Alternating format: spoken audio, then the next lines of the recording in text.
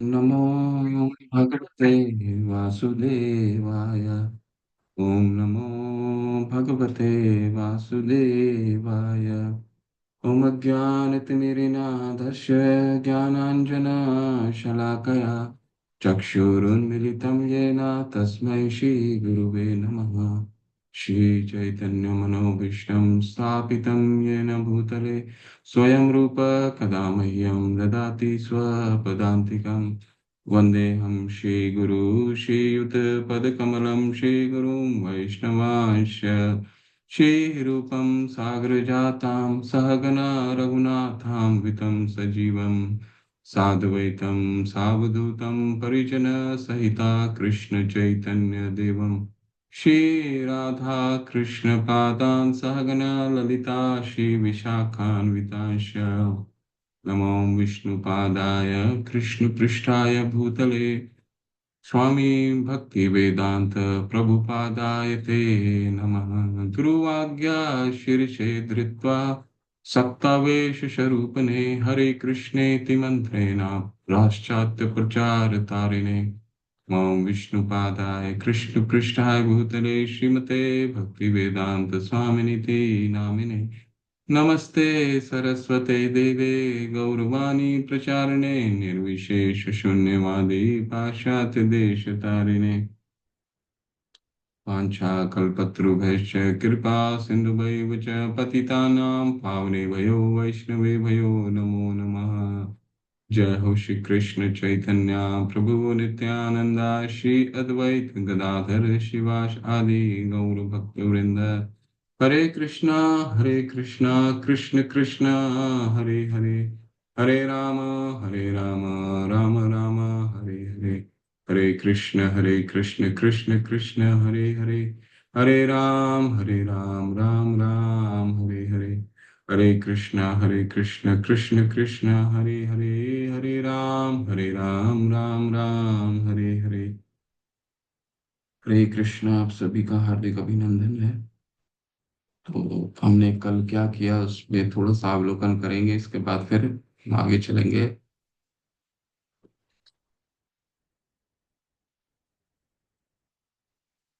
हरे कृष्ण कृष्ण कृष्ण हरे हरे हरे राम राम राम। हरे कृष्ण कृष्ण कृष्ण हरे राम राम राम हरे हरे। तो हमने कल प्रस्तावना और परिचय, ये दो बिंदु को हमने, ये दो विषय को हमने कल संपन्न किया। आज हम प्रथम अध्याय में जाएंगे, परंतु इससे पहले भक्ति रसामृत सिंधु का हमने अभी तक क्या क्या किया है वो जान लें। भक्ति रसायन श्री श्री राधा गोविंद की जय, श्रीला प्रभुपाद की जय। तो इसके इतिहास के बारे में जाना हमने। रूप गोस्वामी पाद इसके रचयिता हैं, वो कौन थे उसके बारे में हमने जाना। ठीक है। रूप गोस्वामी पाद हमारे 6 गोस्वामी के अग्रणी नेता हैं, जो अ, बंगाल के राज्य के एक बहुत उच्च अधिकारी के रूप में कार्यरत थे, और उसको त्याग करके हम जैसे लोगों के लिए ये ग्रंथ रचना की, और भगवान की प्रसन्नता के लिए, महाप्रभु चैतन्य की प्रसन्नता के लिए उन्होंने अपना सारा जीवन त्याग, अपना सारा जीवन उस पे लगाया। उनके द्वारा ये रचना किया गया है भक्ति रसामृत सिंधु। और भक्ति रसामृत सिंधु की जो प्रेरणा है वो रूप, महाप्रभु चैतन्य महाप्रभु रूप शिक्षा, जो चैतन्य महाप्रभु ने प्रयागराज में दशवमेध घाट में 10 दिनों के अंतर में 10 दिनों के लिए रूप गोस्वामी पाद को दिया। ठीक है, वही शिक्षा हम ये आज अ, भक्ति रसामृत के द्वारा हम अध्ययन कर रहे हैं। ठीक है। और इसके बाद भक्ति रसामृत सिंधु, जैसे इसका नाम उल्लेख होता है, उल्लेख से क्या पता चलता है, इसमें हमें इतना बड़ा भक्ति प्राप्त होगा कि हमें समुद्र, सिंधु का क्या मतलब, समुद्र, भक्ति रस, अमृत, सिंधु, ऐसा भक्ति का ऐसा अमृत हमें प्राप्त होने वाला है जो कभी समाप्त नहीं, अमृत तुल्य। सिंधु का क्या मतलब है, सागर। सागर का जल जो है कभी समाप्त नहीं होता है। तो रूप गोस्वामी पाद हमें ऐसे ऐसे हमें बिंदु बताएंगे कि किस तरह हम जीवन में व्यवहारिक रूप में इसको डाल सकते हैं। हम रूपानुगा इसीलिए कहलाते हैं, ठीक है, क्योंकि हम रूप गोस्वामी पाद को अनुसरण करते हैं। 6 मुख्य उद्देश्य। पहला उद्देश्य क्या है भक्ति रसामृत सिंधु का? गोस्वामी पद तक बनाने के लिए ये ग्रंथ हमें प्रेरित करेगा। सभी सभी के लिए ये ग्रंथ भक्त का, और गोस्वामी पद यानी कि अपने इंद्रियों को किस तरह हम नियंत्रित कर सकते हैं, ये हमें ये ग्रंथ सिखाएगा। दूसरा, हमें भक्ति रस और भौतिक रस के तुलना को बताएगा और कौन सर्वश्रेष्ठ है उसको स्थापित करेगा। तीसरा, भक्ति सेवा का पालन करके भौतिक जगत में रहने का व्यवहारिक संकेत, किस तरह हम इसको जीवन में उतार सकते हैं, ये हमारा तीसरा मुख्य उद्देश्य। उद्देश्य हमें याद रखना है कि किस उद्देश्य ये लिखा गया है, क्योंकि हमें सिद्धांत तो भगवान ने बता दिया भगवत गीता में। अब उस सिद्धांत को जीवन में उतारे कैसे? भगवान क्या कहते हैं? ये इदम गुह्यतमम प्रवक्ष्यामि अनुसूयवे ज्ञानम विज्ञानम संहितम यत् ज्ञात्वा माम शुभात्। 9वें अध्याय का पहला श्लोक में भगवान कहता है, ये जो परम गुह्य ज्ञान है ये मैं तुम्हें इसलिए बता रहा हूं क्योंकि तुम मुझसे ईर्ष्या नहीं करते हो। अनुसूयवे ज्ञानम विज्ञानम संगीतम, ये ज्ञान है और विज्ञान है। ये विज्ञान का क्या मतलब होता है कि वो ज्ञान जो हम अपने जीवन में उतार सकते हैं। तो भगवान ने तो हमारे लिए सारे आदेश दे दिए भगवत गीता में कि युद्ध करते हुए अर्जुन को बोला, युद्ध करते हुए तुम युद्ध करो, मन में मेरे को हमेशा स्मरण करो। तस्मात् सर्वेषु कालेषु माम अनुस्मर युद्ध च, युद्ध करो और मुझे स्मरण करो। लेकिन ये होगा कैसे? सर्वधर्मान परित्यज्य माम एकम शरणम व्रज, मुझे मेरे शरण ग्रहण करो। शरण ग्रहण करने से क्या होगा? कैसे शरण ग्रहण कर सकते हैं? सिद्धांत हमें पता चल गया है भगवत गीता में, पर उस सिद्धांत को पहुंचे कैसे, ये भक्ति रसामृत सिंधु हमें समझाता है। ठीक है, तो हम भक्ति रसामृत जैसे जैसे हम भक्ति रसामृत सिंधु पढ़ेंगे, हमें भगवत गीता के सिद्धांतों का पालन अपने जीवन में कैसे कर सकते हैं वो हमारे लिए बहुत ही सरल हो जाएगा। क्यों? क्योंकि इसीलिए भगवान 8वें अध्याय में क्या कहते हैं कि ये अनन्य चेता सततम यो माम स्मृति नित्य तस्या अहम सुलभ पार्थ। ये बहुत सुलभ है, भक्ति करना बहुत सुलभ है। तो सुलभ कैसे होगा? जब उसको प्रैक्टिकली व्यवहारिक रूप से हम नहीं सीखेंगे कि कैसे हम कर सकते हैं। तो भक्ति रसामृत सिंधु इसीलिए इसको क्या कहा जाता है? रूल बुक, लॉ बुक, कानून की किताब हमारे संप्रदाय में। इसको हम हर जगह इसको हम अपने जीवन में पालन करते हैं। आप मंदिर की आराधना देखिए, लोगों का आचरण देखिए, वो सब भक्ति रसामृत सिंधु द्वारा प्रेरित रहता है। ठीक है, 5 अलग अलग मूल रसों को किस तरह हम उजागर कर सकते हैं भक्ति में। ठीक है, 5 मूल रस, शांत, दास्य, साख्य, वात्सल्य, माधुर्य, सभी जीवों से पूर्ण प्रेम करने का विज्ञान। हम उत्तम भक्ति के स्तर तक कैसे पहुंच सकते हैं जहां पे विद्यावान विनय संपन्न। भगवत गीता में क्या कहते हैं कि ये विद्या से वही एक विद्या से संपूर्ण व्यक्ति किसको कहा जाता है? विद्या विनय संपन्न ब्राह्मणी गवि हस्तनी सुनी चय वश पाके चो, तो सभी को समान दृष्टि से देखता। ठीक है, और अंत में छठा मुख्य उद्देश्य जिसके कारण लिखा गया ये भक्ति रसामृत सिंधु, वो जो भक्ति कर रहे हैं उन भक्तों, ऐसा नहीं है कि वो भक्ति कर रहे हैं उच्च स्तर में पहुंच गए हैं तो उनका वहां से पतन नहीं हो सकता है, उनका भी पतन होगा। उनको उनकी भक्ति और सरल करने के लिए ब्रह्मांडे भ्रमिते कौन भाग्यवान जीव गुरु प्रसादे पाए भक्ति लता बीज। हमें जिसको कृष्ण और गुरु से ये लता बीज प्राप्त हुआ है भक्ति का, वो उसको किस तरह संभाल के रख सकता है और सींच सकता है, उसको किस तरह से उसको जल दे सकता है, भक्ति रसामृत सिंधु उसके लिए भी है। ऐसा नहीं कि कनिष्ठों के लिए है, सभी लोगों के लिए है। ठीक है, तो हमने इसको विस्तार से देखा। और कल हमने क्या पढ़ा? कल हम मंगलाचरण हमने देखा। मंगलाचरण क्यों किया जाता है? 2 उद्देश्य से मंगलाचरण होती है। पहला, कि जिसके कारण जिस उद्देश्य से अ, हम इस ग्रंथ को लिख रहे हैं वो उद्देश्य उजागर करता है, जिसको कहा जाता है वस्तु निर्देश। ठीक है, मंगलाचरण 2 चीजों का वो दो चीजें मंगलाचरण के द्वारा हम दो चीज करते हैं। एक तो वस्तु निर्देश, हम बताते हैं हम किसकी प्रसन्नता के लिए ये पूरा कार्य कर रहे हैं, किताब लिख रहे हैं, लेक्चर दे रहे हैं, सुन रहे हैं, तो कौन इससे खुश होगा। ठीक है। काम करने का एक उद्देश्य होना चाहिए ना। कोई भी कोई व्यक्ति कोई काम करता है, उसका उद्देश्य कैसे पता चलेगा? तो मंगलाचरण से उद्देश्य पता चलता है, नंबर एक। नंबर दूसरा, कि हम अपने गुरु आराध्य को हम प्रार्थना करते हैं, ताकि जो जिस उद्देश्य से हम ये कार्य करने जा रहे हैं, वो उद्देश्य में उन्हें सफलता प्राप्त हो। ये मंगलाचरण के दो उद्देश्य हैं। ठीक है। और इसके बाद फिर हमने क्या देखा? हमने मंगलाचरण का ये बहुत ही मुख्य श्लोक है। क्या है? अखिल रसामृत मूर्ति प्रश्न रुचि रुद्ध तारक पालिका कलिता श्याम ललितो राधा प्रेम विदुर ज्योति। भगवान को अखिल रसामृत मूर्ति कहा जाता है। इसीलिए इस मंगलाचरण में एक चीज जो सिद्ध हो जाती है कि ये मंगलाचरण जो है, ये ग्रंथ किसके लिए ये लिखा जा रहा है? अखिल रसामृत मूर्ति के लिए लिखा जा रहा है, उनकी प्रसन्नता के लिए लिखा जा रहा है। अखिल रसामृत मूर्ति का क्या मतलब है? अखिल मतलब अखिल रस, अमृत मूर्ति, एक ऐसा व्यक्ति जो जिसमें सभी रसों का आगार है। ठीक है। तो ये कृष्ण की कृपा, कृष्ण को प्रसन्न करने के लिए लिखा जा रहा है। ठीक है। और फिर प्रार्थनाएं हैं। इसके बाद हमने क्या देखा? इसके बाद सबसे मुख्य बिंदु में हम आते हैं। क्या हमने देखा भक्ति, शुद्ध भक्ति को कैसे परिभाषित किया जाता है। शुद्ध भक्ति की परिभाषा क्या है? अनअभिलाषिता, सबको स्मरण होना चाहिए ये श्लोक।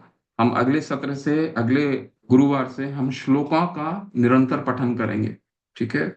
अनअभिलाषिता शून्यम ज्ञान कर्मादनावृतम अनुकूलेन कृष्ण अनुशीलनम भक्तिरुत्तम। भक्तिरुत्तमा का मतलब है सबसे उत्तम भक्ति की क्या परिभाषा है, वो ये श्लोक हमें बताता है। ठीक है। तो इसमें दो चीजें कल हमने देखी। पहले क्या देखा? धन्य अभिलाषिता। इसमें भक्ति का मुख्य बिंदु, शुद्ध भक्ति का मुख्य लक्षण क्या है? मुख्य लक्षण है कि अनुकूलेन कृष्णा अनुशीलनम भक्तिरुत्तमा। अनुकूलेन कृष्णा, हर चीज की दो चीजें होती हैं। शुद्ध भक्ति हम कैसे कर सकते हैं? तब ये पता चले कि हमें करना क्या है, और दूसरा ये पता चले कि क्या नहीं करना है, जिससे शुद्ध भक्ति हमें अ, पता चले। ठीक है। अगर आप किसी भी रंग को देखते हैं, सफेद को कैसे आप देखिएगा? सफेद का कलर, सफेद जो रंग है, तभी आप उसको समझ पाइएगा जब काले रंग को आप समझें। नहीं तो हम सफेद को हम समझ ही नहीं पाएंगे। तो हर चीज को हम किसी के इस भौतिक जगत में, इसीलिए इस भौतिक जगत में क्या कहा जाता है, अंग्रेजी में शब्द आता है रिलेटिव। हर कुछ रिलेटिव है, किसी की तुलना में हम देखते हैं। ठीक है ना। इसलिए विज्ञान में भी जितने भी विज्ञान का जितना शोध हुआ है, रिसर्च हुआ है, वो रिलेटिव के आधार पे हुआ है। लेकिन आध्यात्मिक जगत क्या है? ये एब्सोल्यूट है। ठीक है, शाश्वत है। यहाँ कोई रिलेटिव नहीं है, वहां सिर्फ सुख है। तो यहाँ पे क्या है? हम सुख की अनुभूति तभी करते हैं जब हमें दुखों को पता चलता है। ठीक है ना। नहीं तो हमें सुख की अनुभूति होगी कैसे, जब दुख ही नहीं पता चलेगा। लेकिन आध्यात्मिक जगत क्या है? एब्सोल्यूट है, वहां दुख है ही नहीं, सारा सुख है। इसीलिए यहाँ पे शुद्ध भक्ति को परिभाषित करने के लिए दो चीजों का जरूरी है। क्या चीज करना है, क्या चीज नहीं करना है। प्राइमरी क्या कार्य है, मुख्य क्या कार्य है शुद्ध भक्ति में, कि अन अभिलाषिता शून्यम ज्ञान कर्माधनावृतम अनुकूलेन कृष्ण अनुशीलनम भक्तिरुत्तमा। हम कृष्ण अनुशीलनम, यानी कि हम अनुकूल, अनुकूल का क्या मतलब होता है? बहुत मुख्य है। ये दो शब्द बहुत ही महत्वपूर्ण है। हमको इसको एकदम बांध लेना है। इन दो शब्दों का क्या मतलब है? अनुकूल का मतलब कल हमने पढ़ा, थिंकिंग विलिंग एंड फीलिंग, संवेदना, हमारी विचारधारा कैसे है। ठीक है। अनुकूल, हम कृष्णा के अनुकूल सोचते हैं कि नहीं सोचते हैं। ठीक है। जो हमारे चार मुख्य बिंदु हैं, जिससे जो हमारे आचार्य ने, शिला प्रभुपाद ने हमें चार चीजों का निषेध किया है। क्यों निषेध किया? मांस भक्षण का निषेध किया है, जुआ खेलने के लिए निषेध किया है, व्यभिचारिणी के लिए निषेध किया है, और नशापान करने के लिए निषेध किया है। क्यों निषेध किया है? क्योंकि ये कृष्ण के अनुकूल नहीं है। क्यों? क्योंकि कोई मांस भक्षण करेगा तो उसकी संवेदना उस तरह से नहीं आ सकती, कोई नशा पान करेगा तो उसकी संवेदना कृष्ण के अनुकूल नहीं हो सकता है। ठीक है, अनुकूल ना फेवरेबल जिसको कहा जाता है।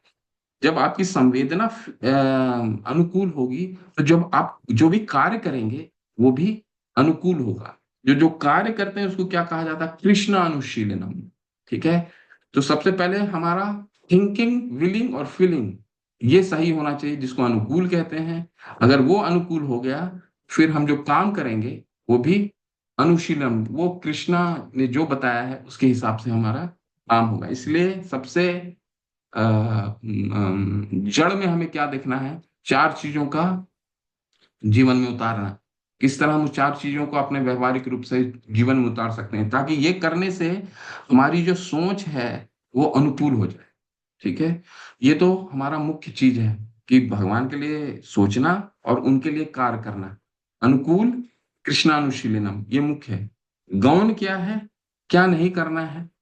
अनअभिलाषिता शून्यम, सभी अभिलाषाओं को शून्य करना है। किस तरह की अभिलाषाएं? भौतिक अभिलाषाएं। ऐसा नहीं कह रहे हैं कि उसको संन्यास लेना है, ऐसा नहीं कह रहे हैं कि जो हम कर रहे हैं, ठीक है, वो भगवान की संता के लिए। ब्रह्मणादाय कर्माणि संग त्यक्त्वा करोति यः, लिप्यते न स पापेन पद्म पत्र विभाव सा। पांचवें अध्याय में भगवान ने कर्म किस तरह करना है वो पूरा बताते हैं। पांचवें अध्याय में बताया है, 18 अध्याय में भी बताया है कि ये न पीतु कर्माणि संग त्यक्त्वा करोति च कर्तव्यानिति में पार्थ हितम मतम उत्तमम।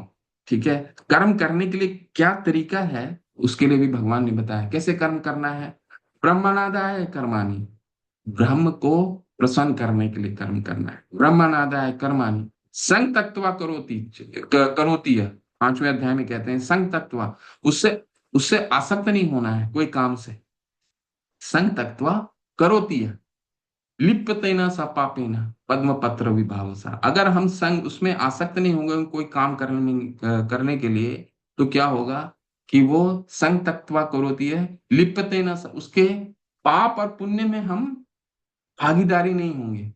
उसी तरह, जिस तरह एक कमल जो है वो पानी में रह के भी पानी के जल कमल को नहीं छू सकता है। तो ये होगा कैसे? ऐसा करना बहुत मुश्किल है। तो उसके लिए 18वें अध्याय में निष्कर्ष देते हैं, कर्तव्यानिति में पार्थ है।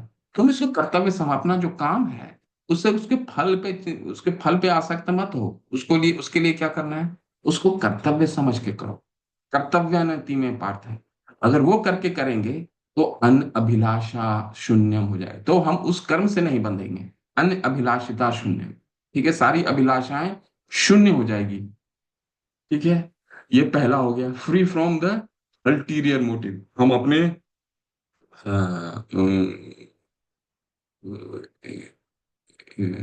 अपने आत्म इंद्रिया प्रीति वांछा तारे बले काम, कृष्ण इंद्रिया प्रीति इच्छा धारे प्रेम नाम। काम और प्रेम में दो फर्क है। क्या फर्क है काम और प्रेम में? काम और प्रेम में फर्क है। काम का मतलब होता है आत्म इंद्रिया प्रीति इच्छा। हम अपनी इंद्री की तुष्टि के लिए अगर कर रहे हैं, वो क्या हो गया? आत्म, उसको काम बोलते हैं। आत्म इंद्रिया प्रीति वांछा तारे बले काम।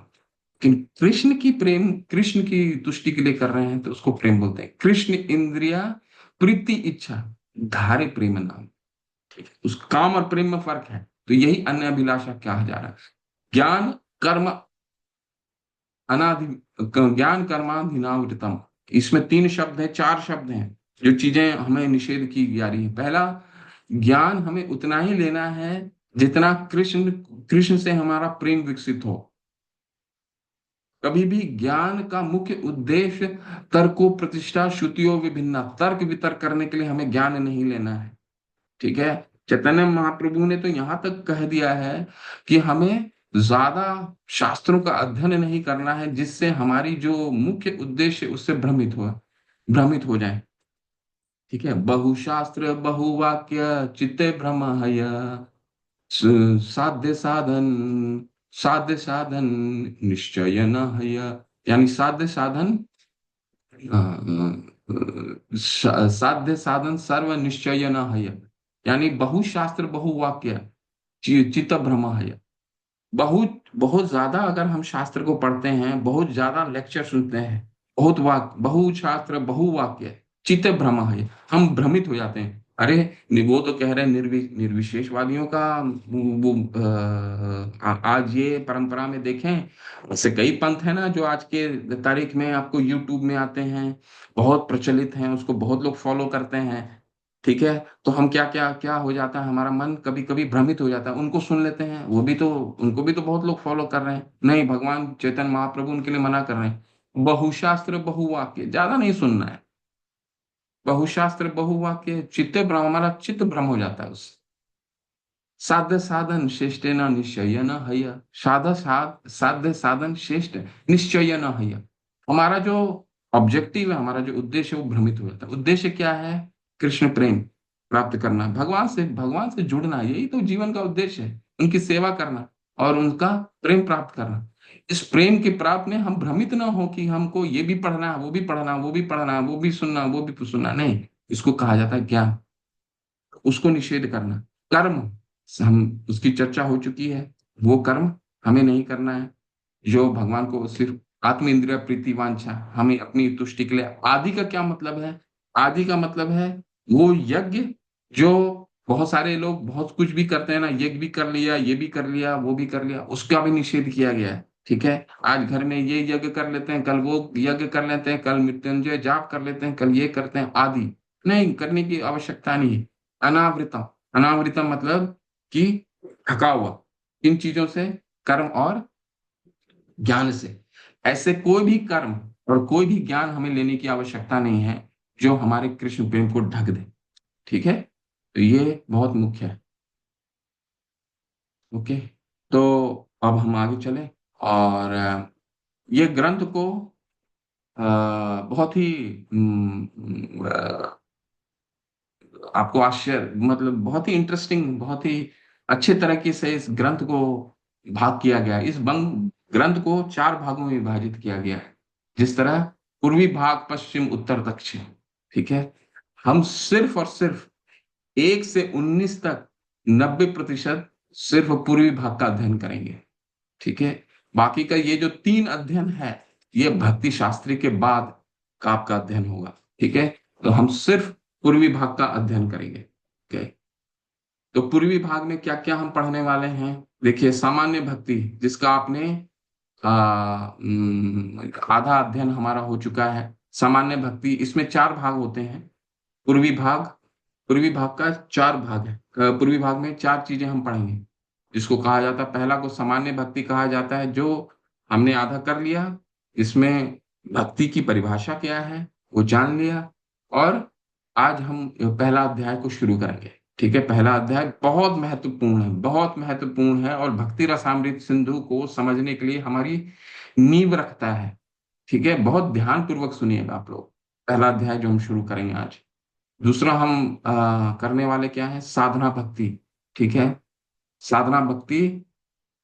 तो चौथा उद्देश्य क्या था? चौथा उद्देश्य था व्यवहार में कैसे लाना है भक्ति को, जिससे आ, सर्वधर्मान परित्यज्य, हम भगवान के आदेशों को कैसे पालन करें। तो सबसे पहले उसके लिए स्टेप वाइज प्रोसेस है। ठीक है ना, हम ऐसे ही नहीं बोल सकते हैं कि सर्वधर्मान परित्यज्य, हम भगवान की शरण में ले लिए फिर सहजिया कहलाएंगे। आगे हम पढ़ेंगे सहजिया, ये कपटी लोग हो जाएंगे। ठीक है, नहीं हमने तो माला कर रहे हैं, हम तो भगवान के शरणागत हो गए, ये कपटी नहीं। स्टेप वाइज प्रोसेस बताएंगे। 2 से 16 तक सिर्फ और सिर्फ हमें कैसे जीवन में व्यवहारिक रूप से भक्ति करनी है वो बताएंगे। उससे क्या होगा? उससे हमें उन सिद्धांतों को पता चलेगा जो भगवान ने भगवत गीता में दिए। और वो सिद्धांत जब पता चलेगा तो हमें भाव उत्पन्न होगा भगवान के प्रति, जो 17 और 18 में हम रहेंगे। और भाव के ऊपर जाता है प्रेम। प्रेम होता है ना, जो हर चीज में एक व्यक्ति भगवान को देखता है। जैसे माँ अपने बच्चे को, पिता अपने बच्चे को प्रेम करते हैं, तो क्या देखते हैं उसके, जब अगर बच्चा पढ़ने बाहर चला जाता है तो उसके फोटो में भी बच्चे को याद करते हैं। फोटो में ऐसा नहीं सोचते हैं, कल को फोटो देखेंगे बच्चे का तो बोलेंगे, ऐसा नहीं है कि बच्चा, वो बच्चे को ही देखते हैं उस फोटो में। उसके जो कपड़े रखे रहते हैं, उस कपड़ों को देख करके ही वो समझते हैं कि ये बच्चा ही, ये तो है मेरा, इस बच्चा इसमें खेला था, इसका जूता है, इसका खिलौना है, इसको क्यों क्यों इसको रखते हैं पिताजी और माता, अपने हमारे माता पिता क्यों हमारे छोटे छोटे सब चीजों को उन्होंने संजो के रखा है? क्योंकि उसको देख करके स्मरण करते हैं और जीते हैं उसको देख करके। प्रेम है। तो ये प्रेम तब विकसित होगा जब हमारा भाव उत्पन्न होगा। ठीक है, भाव तब उत्पन्न होगा जब हम सीखेंगे कि करना क्या, भक्ति करनी कैसी है। तो वो 216 में हम सीखेंगे। 17 से 18 में हमें थोड़ा सा पता चलेगा भाव कैसे उत्पन्न होता है। और प्रेम की परिभाषा हम सबसे अंतिम अध्याय में पढ़ेंगे। इसके बाद का जो भक्ति रसामृत सिंधु है, केवल और केवल भाव और प्रेम पे है, जो हमें शायद अभी इस अवस्था में हम नहीं है कि उसका हम अध्ययन करें। ठीक है। तो शुद्ध भक्ति के लक्षण। तो ऐसे में 5 लोग हम ग्रंथ को खोलेंगे, और ऐसे 5 लोगों को मैं आज जिस तरह से हमने कल किया था, 5 लोगों को मैं बोलूंगा, वो आज पढ़ेंगे। हरे कृष्णा, हरे कृष्ण, हरे कृष्ण, कृष्ण कृष्ण, हरे हरे, हरे राम, हरे राम, राम हरे कृष्ण, कृष्ण कृष्ण, हरे हरे, हरे राम, राम हरे हरे। हरे कृष्ण, कृष्ण कृष्ण, हरे हरे, हरे राम, राम। बहुशास्त्र बहुवाक्य चिते साध्य साधन शिष्ट न भय निश्चय। हरे कृष्ण, कृष्ण कृष्ण, हरे हरे, हरे राम, राम हरे हरे। हरे कृष्ण, कृष्ण कृष्ण, हरे हरे, हरे राम, हरे हरे।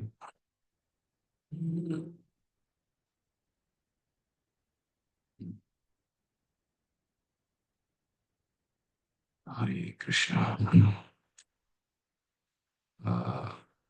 आज मैं नियुक्त करता हूँ, जिनका जिनका मैं नाम बोलूंगा वो हैंड रेस कर लेंगे प्लीज। नवीन त्यागी प्रभु, आप पढ़ेंगे प्लीज। सुनीता शर्मा माता, आप पढ़ेंगे प्लीज।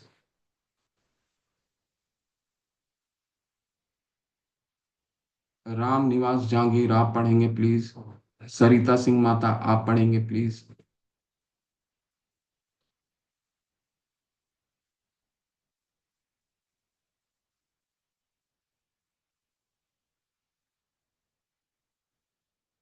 ठीक है। किसका किसका मैंने नाम लिया वो हैंड रेस कर लीजिए। नवीन त्यागी प्रभु, हरे कृष्णा, आप। सरिता सिंह माता, आप पढ़ेंगे। और किसका नाम लिया मैंने? हाँ, राम निवास जहांगीर प्रभु, आप पढ़ेंगे। अनामिका पांडे माता, आप पढ़ेंगी। और एक और नाम मैंने लिया था। पुनीता माता जी का प्रभु जी। पुनीता माता जी, आप हैंड रेस कीजिए माता, आप पढ़ेंगे। तो ये 5 लोग नियुक्त हैं। पुनीता शर्मा माता, आप हैंड रेस कीजिए अगर आप पढ़ने की इच्छुक नहीं हैं। ओके, हरी हरी। चलिए। हरे कृष्णा प्रभु। नवीन त्यागी प्रभु, प्लीज प्लीज।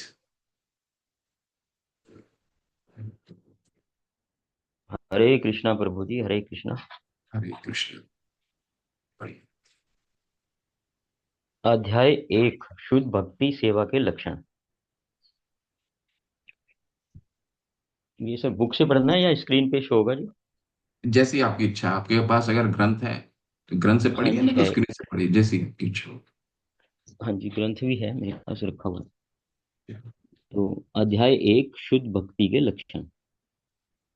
श्री कपिल देव ने श्रीमद् भागवत में अपनी माता को उपदेश देते हुए शुद्ध भक्ति के निम्नलिखित लक्षण बताए हैं।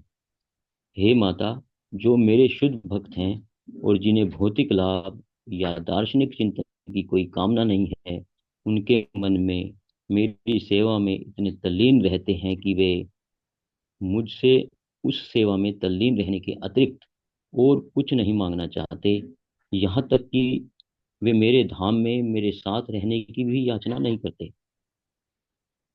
मुक्ति 5 प्रकार की होती है। भगवान से तदाकार होना, सायुज्य, भगवान के साथ उसी लोक में रहना, सालोक्य, भगवान के समान स्वरूप प्राप्त करना, सारूप्य, भगवान ही की तरह उन्हीं ऐश्वर्यों का भोग करना, सृष्टि, तथा भगवान के संगी रूप में रहना, सामीप्य।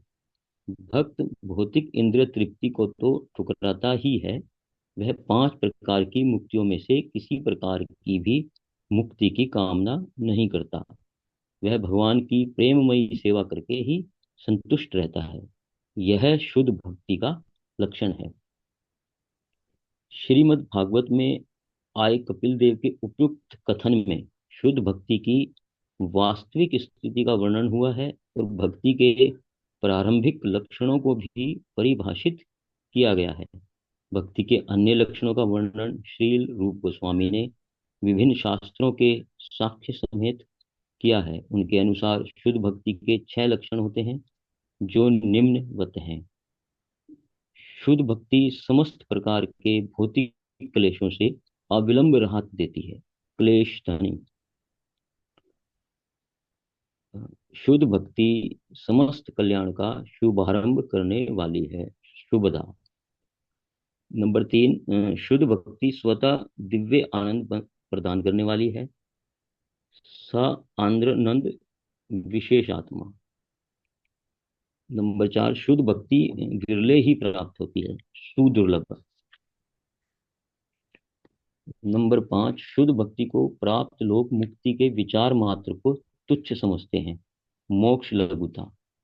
नंबर 6, शुद्ध भक्ति कृष्ण को आकृष्ट करने का एकमात्र साधन है, श्री कृष्ण आकर्षणी। हरे कृष्ण प्रभु, हरे कृष्ण। धन्यवाद प्रभु, बहुत सुंदर। तो यहाँ पे 5 चीजों का बहुत बहुत मुख्य बिंदु है। इसको आप सब लोग अंडरलाइन कीजिए, बहुत ही इसको हमें स्मरण रखना है। 5 तरह की मुक्ति कौन सी होती हैं, और यहाँ पे बता रहे हैं शास्त्रों में। देखिए, हमने क्या पढ़ा था? सबसे पहला दिन हमने क्या पढ़ा था? इनका परिचय पढ़ा था। ठीक है, परिचय क्या पढ़ा था षड गोस्वामियों का? कि इन्होंने नाना शस्त्र विचारने का निपुणो, सदधर्म संस्थापको, लोकानां हितकारणे त्रिभुवने मन्यो शरण्या करो। ये जो 6 गोस्वामी थे, इन्होंने नाना शस्त्र विचार है, सभी शास्त्रों का, बहुत शास्त्रों का विचार किया, क्योंकि इनको चैतन्य महाप्रभु ने कहा, खासकर रूप और सनातन 2 भाइयों को कहा कि तुम जाओ वृंदावन, और वहां पर इतने सारे शास्त्र हैं, उन शास्त्रों का उल्लेख, बहुत सारे शास्त्र जो थे हमारे संप्रदाय में, वो लुप्त हो गए थे। धाम लुप्त हो गया था, वृंदावन जो धाम आप देख रहे हैं लुप्त हो गया था।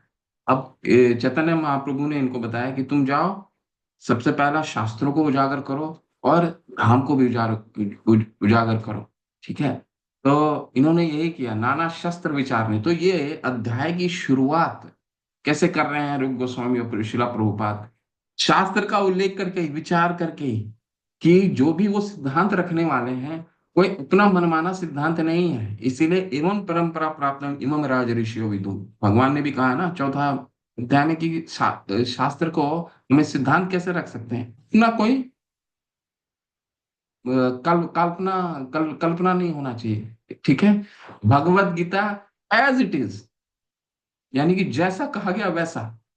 तो इसका हर पद पे, हर जगह इसका उदाहरण मिलता है। देखिए, शुरुआती उन्होंने क्या कहा कि कोई सिद्धांत नहीं, ऐसा लिखा गया है कि माता देवहूति, जो उनके पुत्र कौन थे, शक्ता भगवान कपिल के रूप में आए थे, उनके पिता, उनके पुत्र, उन्होंने ये बता रहे हैं। रूप गोस्वामी पाद ये नहीं कह रहे हैं कि मैंने लिखा है ये। रूप गोस्वामी पाद शास्त्र को उद्धृत करते हुए कह रहे हैं कि माता देवहूति कहती हैं कि जो 5 तरह की मुक्ति हैं, कौन कौन तरह मुक्ति हैं? सायुज्य, सामीप्य शास्त्री, सामीप्य शास्त्री, सारूप्य, अ, सामीप्य, सालोक्य, एकत्वम, ये 5 तरह के हैं। यानी सायुज्य मतलब भगवान में एकाकार होना, सारूप्य मतलब भगवान के रूप जैसा प्राप्त होना, रूप सारूप्य, शाष्टी मतलब उनके जैसा ऐश्वर्य की प्राप्ति करना, सामीप्य उनके निकट रहना। ठीक है, ये 5 तरह की मुक्ति है। तो माता देवहूति को उनके पुत्र कपिल देव उपदेश देते हैं कि ये भगवान के जो शुद्ध भक्त हैं उनको किसी तरह का मुक्ति चाहिए ही नहीं। कृष्ण भावनामृत ने कृष्ण भावनामृत जो हम आगे पढ़ेंगे, कई बहुत विस्तार से इसको पढ़ेंगे, ये सिद्धांत हम रख रहे हैं। इस सिद्धांत को हम बहुत ही विस्तार से एक एक सिद्धांत को पढ़ने वाले हैं। इसलिए पहला अध्याय, इसलिए मैं आपको बार बार बोल रहा हूँ, इसको ध्यानपूर्वक सुनिए। सिद्धांत समझ में आएगा तब इसका विस्तार हम अगले अगले जो दूसरा तीसरा चौथा अध्याय है, इस सिद्धांत का ही विस्तार है। पहले सिद्धांत समझना जरूरी है। तो सिद्धांत क्या है? सिद्धांत, पहला सिद्धांत रखा गया है कि ये 5 मुक्ति कृष्णा भावनामृत शुद्ध भक्तों के लिए बेकार है। वह तो प्रेममयी भगवत सेवा में ही संतुष्ट रहता है, वह शुद्ध भक्ति योग का लक्षण है। ठीक है, 5 मुक्ति की कोई कामना नहीं है। कृष्ण भावनामृत व्यक्ति को जो भगवान की शुद्ध भक्ति में है, वो पूर्ण रूप से उसको किसी तरह का मुक्ति का आशा नहीं है। न नाक पृष्ठम न च पारमिष्टम, जब न नाक पृष्ठम न च पारमिष्टम न सर्वभौमम न रसाधिपत्यम न योग सिद्धेर पुनर्भवम व समंजसत्व विरहई आकांक्षे। जब वृतासुर प्रार्थना कर रहे होते हैं भगवान की, जब उनको इंद्र मार रहे होते हैं, तो वृतासुर भगवान का शुद्ध भक्त क्या प्रार्थना करता है? देखिए, कई उदाहरण हैं। ऐसा ऐसा नहीं कि ये सारे सिद्धांत अपने मनोकल्पना से दी गई। वृतासुर क्या प्रार्थना करे? न नाक पृष्ठम न च पारमिष्टम न सर्वभौमम न रसाधिपत्यम। न मुझे उच्च का ग्रह चाहिए, न नाक पृष्ठम, न मुझे पृथ्वी चाहिए, ब्रह्म न नाक पृष्ठम, न उच्च लोक चाहिए, न ब्रह्म लोक चाहिए, न च पारमिष्ट, न भूलोक चाहिए, नहीं न रसाधिपत्यम, न नीचे का लोक चाहिए, कहीं का लोक का मुझे अधिपत्य नहीं चाहिए। ऐसा एक भगवान का शुद्ध भक्त जो असुर के रूप में थे वो प्रार्थना कर रहे हैं। न योग सिद्धिर पुनर्भवम व, ना मुझे योग चाहिए, योग की सिद्धियां चाहिए, न मुझे ज्ञान चाहिए, न योग सिद्धि पुनर्भवम व समंजसत्व विरह एकांश से। तो भगवान का शुद्ध भक्त क्या कह रहा है? बस मैं आपकी भक्ति कर, आपके विरह में आपकी भक्ति करता रहूं। आप जब दूर हैं तो उस आपके दूरी से, विरह से कैसे मेरा प्रेम विकसित हो, यही एक शुद्ध भक्त की कामना है। शुद्ध भक्त को कुछ नहीं चाहिए, ना उनसे मिलना है, ना ब्रह्म ज्योति में जाना है, कुछ नहीं चाहिए। ठीक है, दूसरे दूसरे पंथ के लोग क्या बोलते हैं? मुझे इनसे मिलना है, मृत्यु के बाद तो भगवान में हम भी भगवान हैं, वो भी भगवान है, तो हम भी भगवान हो जाते हैं मृत्यु के बाद। ऐसे पंथ, कई पंथ के लोग बोलते हैं ना। इसीलिए इसीलिए क्या कहा गया है? बहुशास्त्र बहुवाक्य चित्ते भ्रम है। यह ज्यादा ना सुनना है, ना ज्यादा शास्त्रों का अध्ययन करना है। जितना हमारे लिए खुराक है, जितना हमारे गौड़ीय संप्रदाय में जितने प्रभुपाद ने, शिला प्रभुपाद ने किताब लिख रखी है, वो हमें कृष्ण प्रेम उजागर करने के लिए पर्याप्त है। इसलिए कुछ ज्यादा पढ़ने की आवश्यकता नहीं ज्यादा। अब बता दिया गया कि 5 कौन सी चीजें हैं जिसको शुद्ध भक्त नहीं चाहता है। तो शुद्ध भक्ति का लक्षण को भी तो परिभाषित करना पड़ेगा। तो लक्षण क्या है? सबसे पहला लक्षण क्या है? कलेश अग्नि, कलेश अग्नि शुभदा मोक्ष लघुता कृत सुदुर्लभा सांद्रानंद विशेषात्मा श्री कृष्ण आकर्षणी जैसा। ये 6 चीजें हैं। कौन सा है? कलेश अग्नि पहला, सभी कलेशों का नाश करता है। कोई कलेश ही नहीं रहेगा जीवन में। ऐसा भक्ति, भक्ति कितनी शक्तिशाली है, कोई कलेश नहीं रहने वाला है। ये लक्षण है। शुभदा, कलेश अग्नि शुभदा, ये जैसे ही आप भक्ति करने लगेंगे आपके आसपास की चीजें शुभ दिख होने लग जाएंगी। ये इसका शक्ति है इतनी। तीसरा, मोक्ष लघुताकृत। मोक्ष लघुताकृत का क्या क्या मतलब है? ये हमने अभी ऊपर पढ़ा। ठीक है, क्या है कि मुक्ति भी तुच्छ है इसके सामने शुद्ध भक्ति। मोक्ष लघुताकृत, सुदुर्लभा, शुद्ध भक्ति भगवान आसान से नहीं देते सब। इसीलिए हरिनाम जब आप देखते होंगे कि 10-15 लोग नवा जो नए नए भक्ति करना शुरू करते हैं, मंदिर में भी आप देखते होंगे जब कीर्तन चल रहा होता है, जब आप जपा कर रहे हैं, आप नए नए लोग को लेकर फिर जाते हैं, तो उनके सामने कितना भी सुंदर कीर्तन करता कोई कर रहा हो, पर उनके मुख से मंत्र तक नहीं निकलता है, कुछ भी नहीं बोल पाएंगे हरे कृष्ण, जबकि कितना सरल है बोलना। कोई हरे कृष्णा कृष्णा कृष्णा हरे हरे, हरे राम राम राम हरे हरे, कोई ऐसा ये भी नहीं है, कोई कष्टकारी महामंत्र नहीं है। जब आप लोग सब जानते हैं पुरुष सुक्त, जब नारायण की हर जगह, दूसरे पंथ में क्या होता है, जब नारायण की प्रतिमा को स्थापित किया जाता है मंदिरों में, तो वो पुरुष सूक्त पढ़ा जाता है। कितना कठिन, सहस्त्र आक सहस्त्र पाक, कितने मुश्किल है वो सब याद करना। ये तो बहुत सरल है, लेकिन आप कितना भी गा लीजिए उनके मुख से नहीं निकलता। तो भगवान की भक्ति सुदुर्लभ है, इतना आसान नहीं, भगवान आसान से नहीं देते, इसलिए सुदुर्लभ है। इसके बाद क्या है, शुद्ध भक्ति अपने आप में अपरिमेय दिव्य आनंद में स्थिति कर देती है। ब्रह्म सौख्यम, ये आप अगर भक्ति करने लगेंगे तो आपको अंदर से ब्रह्म सौख्यम त्वनंतम। ठीक है। तो ऋषभ देव अपने 100 पुत्रों को, जब रिटायर होने वाले रहते हैं ऋषभ देव, 100 पुत्र उनके जब जाने रहते हैं, तो उनका सबसे पहला यही लक्षण बताते हैं, शरीर के बारे में बताते हैं। क्या बताते हैं, नायम देहो भाजा देहो निर्लोके कष्टान कमान हते विड भुजाम ये, ओ दिव्यम पुत्र का ये न सत्वम शुद्धे यस्माद ब्रह्म सौख्यम त्वनंतम। अपने पुत्रों को बोलते हैं कि देखो ना, या नायम देहो भाजा, क्योंकि कोई रिटायर करने से पहले अपने बच्चों को कुछ ना कुछ तो सिखा के जाएगा, उनको पूरा जीवन चलाना है। तो एक पिता का कार्य क्या होता है, ऋषभ देव अपने बताते हैं पुत्रों को, उनके 100 पुत्र थे, जिसमें भरत महाराज भी थे, तो इनको बताते हैं ना अयम देहो भाजा देहो अयम निर्लोके, ये जो देह हमको मिला है, ये केवल हमको ही नहीं मिला है, ऐसा कई लोग हैं, जीव हैं जिनको जिनको देह प्राप्त है। कुत्ते को भी देह प्राप्त है, शुकर को भी देह प्राप्त है, हाथी को भी देह प्राप्त है।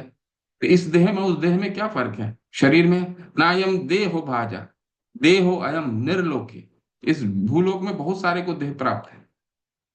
ठीक है।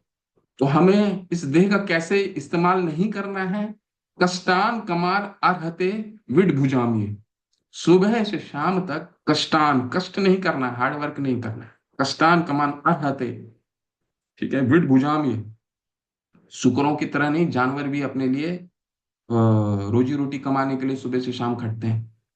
करना क्या है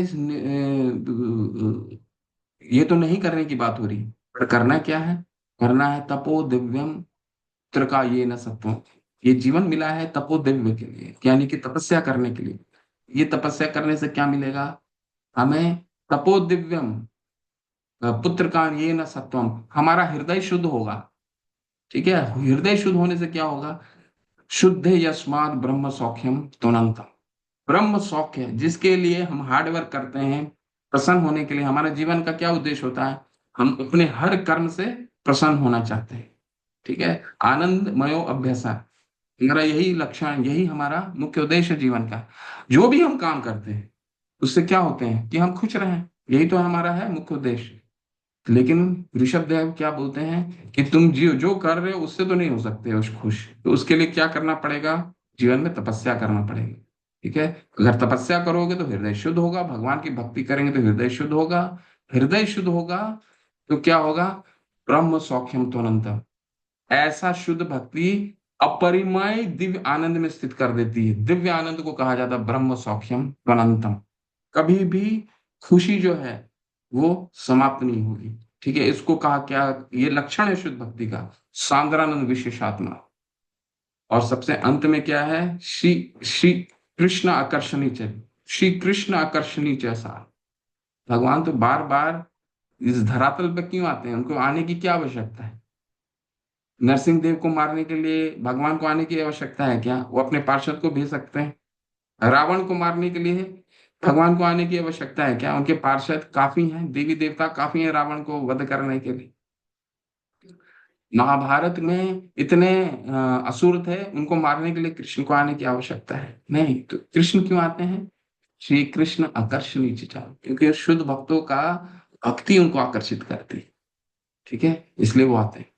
तो शुद्ध भक्तों को बहुत लगाव है हमसे। सम्मोहम सर्वभूतेषु न मे देशो अस्ति न प्रिय, ये भजंती तुम माम भक्त्या न ते तेषु चाप्यहम। भगवान 9वें अध्याय में कहता है मेरे लिए सब बराबर है, लेकिन ना ते तेषु, जो मेरी भक्ति करता है वो मेरे लिए विशेष है।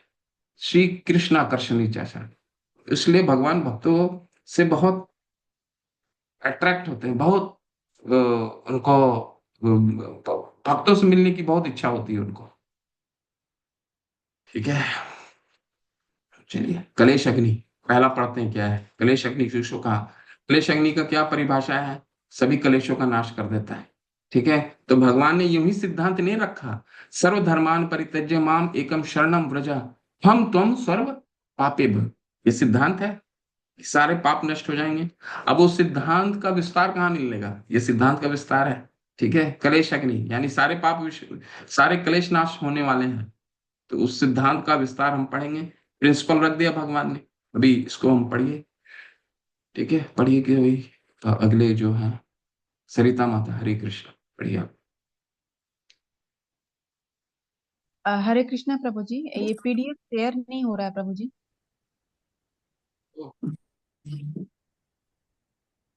वीडियो शेयर नहीं हो रहा? आप लोग अभी तक बताएंगे। अभी शेयर हो रहा है? जी प्रभु जी। जी। हरे कृष्णा प्रभु जी। हरे कृष्ण हरे। सर्व आकर्षक हैं, किंतु शुद्ध भक्ति उन्हें ही आकर्षित करती है। इसका अर्थ यह हुआ कि शुद्ध भक्ति साक्षात कृष्ण से दिव्य रूप से भी अधिक बलवती है, क्योंकि यह कृष्ण की अंतरंगा शक्ति है। भौतिक जगत से राहत। कलेश शग्नतव। भगवत गीता में भगवान कहते हैं कि मनुष्य को चाहिए कि वह अन्य सारे कार्यों को त्याग कर उनकी शरण में जाए। वहीं भगवान यह भी वचन देते हैं कि वे शरणागत जीवों को सारे पाप कर्मों के फल से बचाए। शील रूप गोस्वामी कहते हैं कि पाप कर्मों से जो कष्ट उत्पन्न होते हैं वे स्वयं वर्तमान पापों तथा विगत जीवन में हमारे द्वारा दिए पापों दोनों ही के कारण होते हैं। सामान्यतः जीव अज्ञान अविद्या के कारण पाप कर्म करता है, किंतु पाप कर्मों के फल से बचने के लिए अज्ञान कोई बहाना नहीं हो सकता।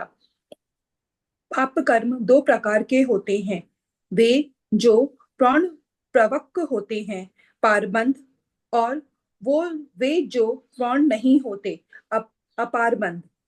वर्तमान में हम जिन पाप कर्मों के कारण कष्ट भोग रहे हैं वे प्रारंभ कहलाते हैं। वे सब पाप कर्म जो हमारे भीतर संचित हैं और जिनके लिए हमारी सभी सॉरी हमें अभी कष्ट नहीं भोगा है अपारंभ माने जाते हैं। उदाहरणतः हो सकता है कि किसी मनुष्य ने अपराध किए हों, किंतु वह अभी तक उनके लिए बंदी न बनाया गया हो, किंतु जो ही उसका पता चल जाएगा, जो ही वह बंदी बना लिया जाएगा। इसी प्रकार हम अपने कतिपय पाप कर्मों के द्वारा भविष्य में होने वाले कष्टों की प्रतीक्षा करते हैं, और कुछ ऐसे पाप कर्म हैं जो प्रारंभबद्ध होते हैं, जिनके कारण हम इस समय कष्ट भोगते हैं। कंटिन्यू करूं प्रभु जी? जी।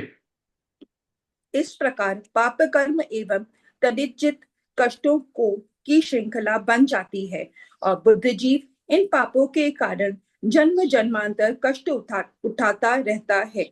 वह अपने वर्तमान जीवन में विगत जीवन के पाप कर्मों के फलों के कारण कष्ट भोगता है, और साथ ही अगले जीवन के लिए अधिक कष्टों को मोल देता रहता है।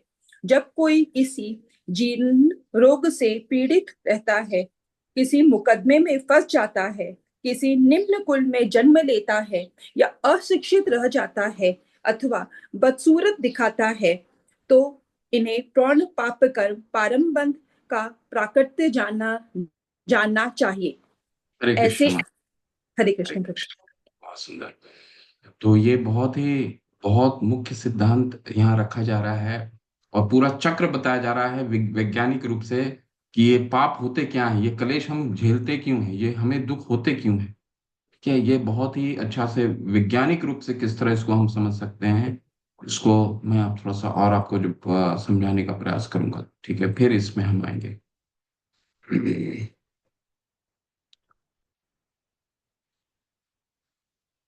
हरे कृष्ण कृष्ण कृष्ण हरे हरे, हरे राम।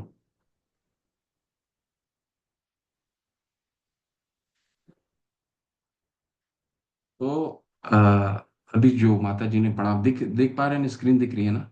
हरे कृष्णा। प्रभु जी। जी प्रभु जी। तो अभी वो कलेश कलेश क्यों होता है?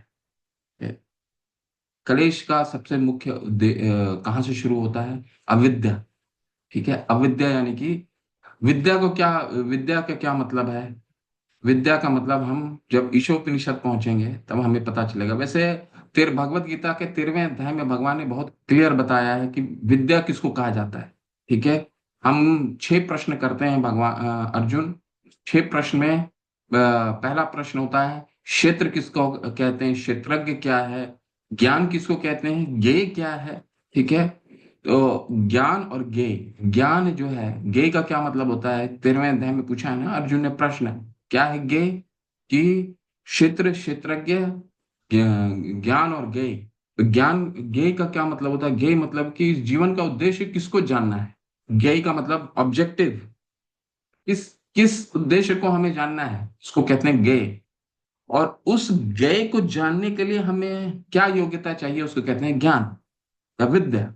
ठीक है, अब कोई आपको, उदाहरण के रूप में कोई परीक्षा को पास करना है, आपको इंजीनियर बनना है, तो इंजीनियर बनने के लिए कुछ योग्यता तो चाहिए।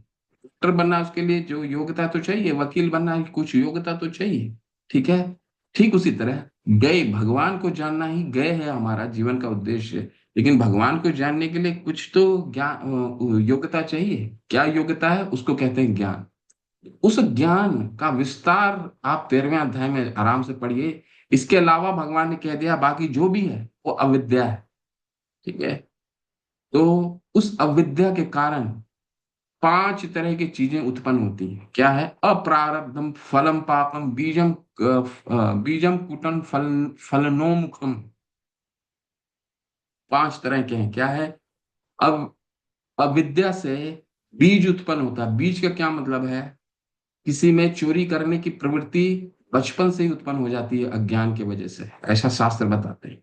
ठीक है, और वो बीज, इसको हम अच्छे से पढ़ेंगे यहाँ से।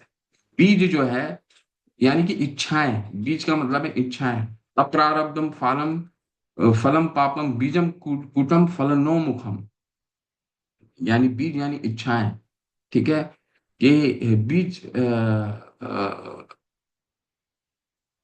बीज का मतलब है इच्छाएं।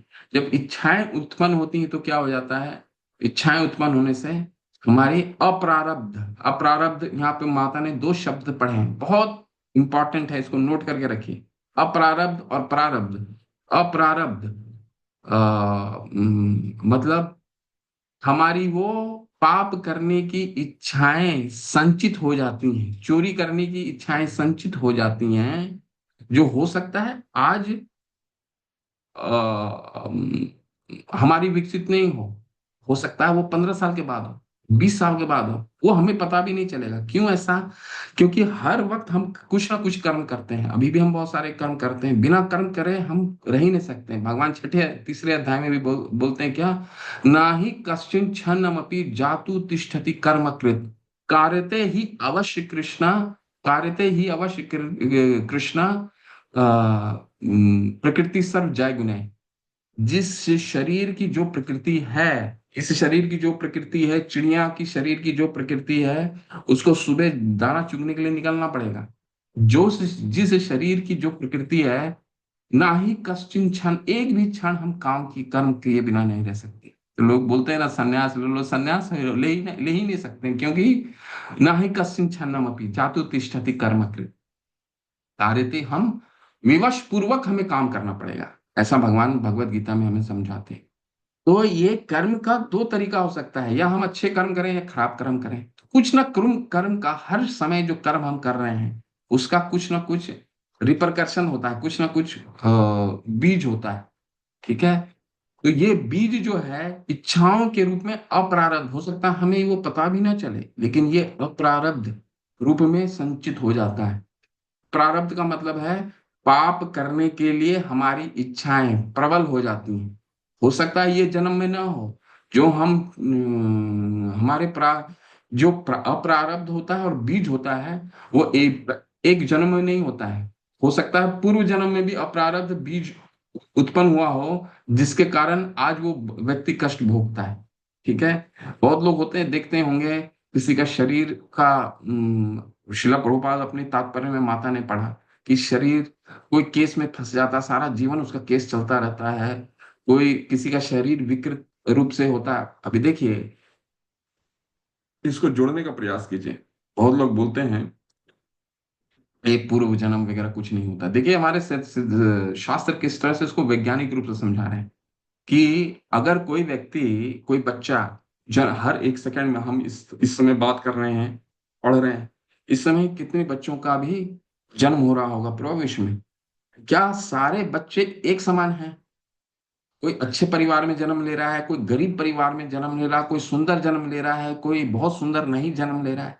तो ये अलग अलग क्यों है?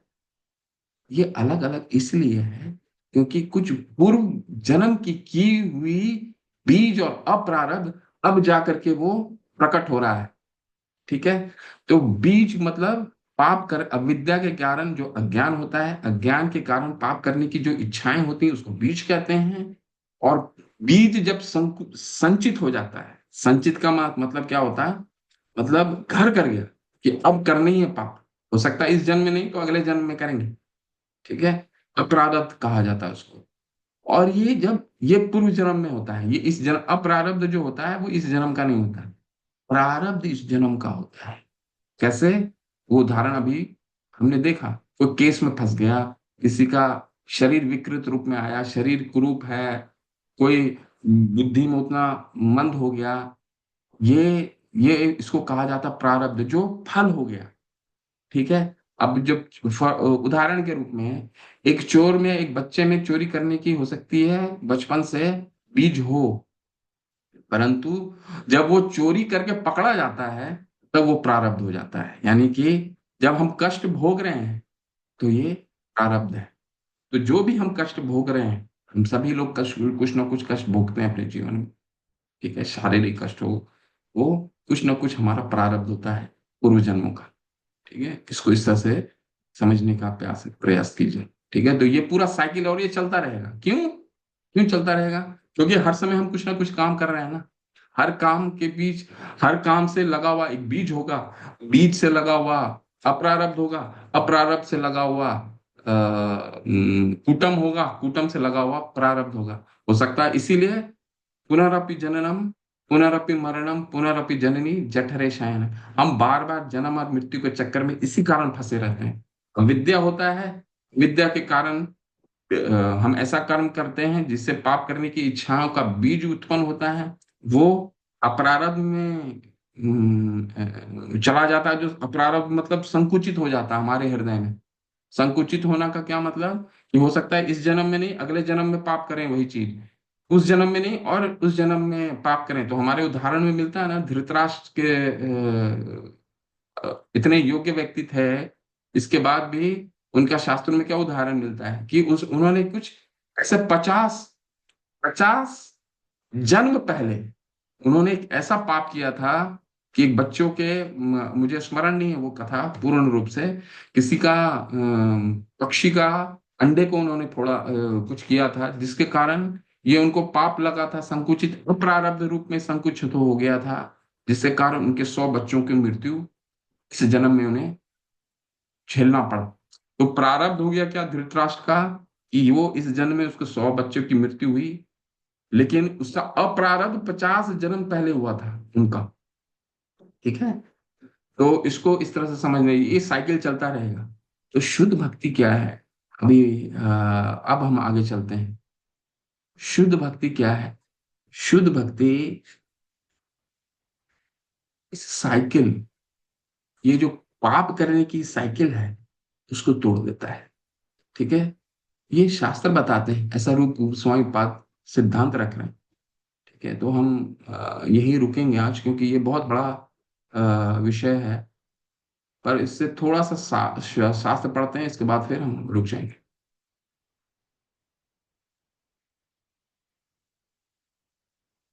देखिए, ये वाला भाग सरिता माता जी आप ही कंटिन्यू करके इसको संपन्न कीजिए आज। और जिनका बच गया है वो हम अगले सत्र में उन्हीं लोगों से शुरू करेंगे। ठीक है, सरिता माता आप इसको कंटिन्यू कीजिए। हाँ जी प्रभु जी।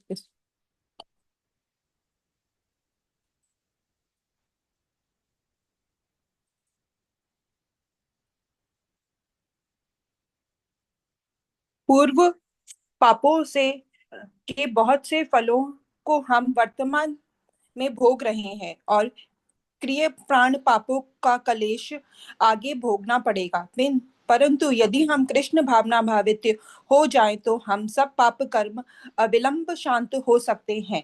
इसके प्रमाण में रूप गोस्वामी ने भगवत गीता श्रीमद् भागवतम 11वें स्कंध में के चौथे अध्याय में 19वें श्लोक को उद्धृत किया है। उद्धव को उपदेश देते हुए भगवान श्री कृष्ण कहते हैं, हे उद्धव, मेरी भक्ति प्रज्वलित अग्नि के समान है जो ईंधन रूपी अपार पाप राशि को भस्म कर सकती है। तात्पर्य यह है कि जैसे प्रचंड अग्नि ईंधन के बड़े से बड़े अंबार को भस्म कर सकती है, वैसे ही कृष्ण भावना भावित भक्त भगवत भक्ति संपूर्ण पाप राशि को अमूल्य नष्ट कर देती है। इसका उदाहरण गीता में है।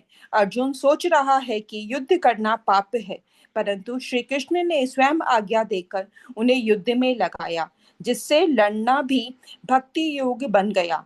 यही कारण है कि अर्जुन को पाप कर्म का फल रूपी कुछ भी दोष नहीं हुआ।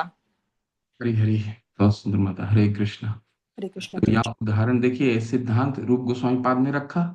और सिद्धांत क्या रखा कि कलेश सभी कृष्ण भावनामृत, अगर हम भगवान की भक्ति करते हैं तो हम सभी कलेशों का नाश हो जाता है।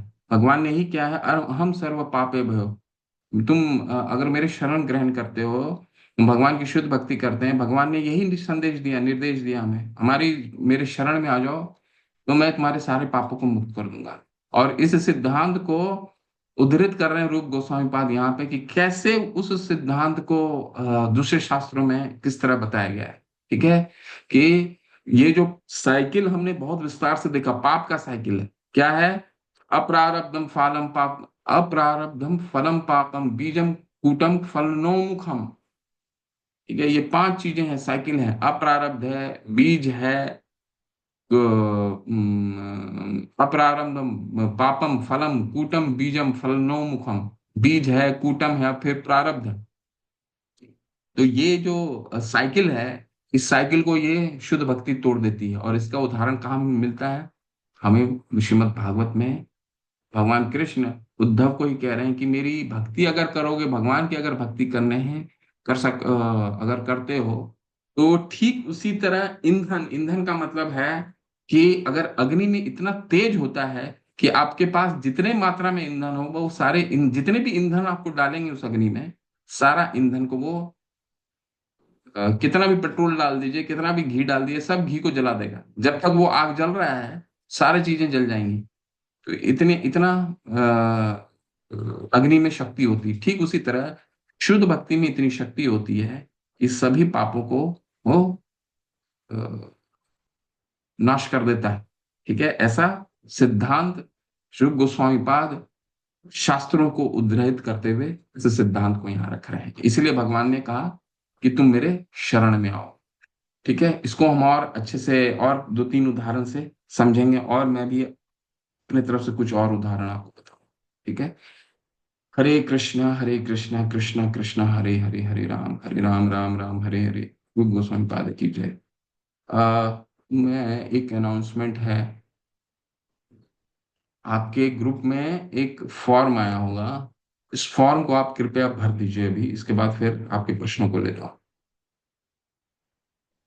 5 मिनट लगेंगे आपको। चैट बॉक्स में मैं डाल रहा हूँ फॉर्म को।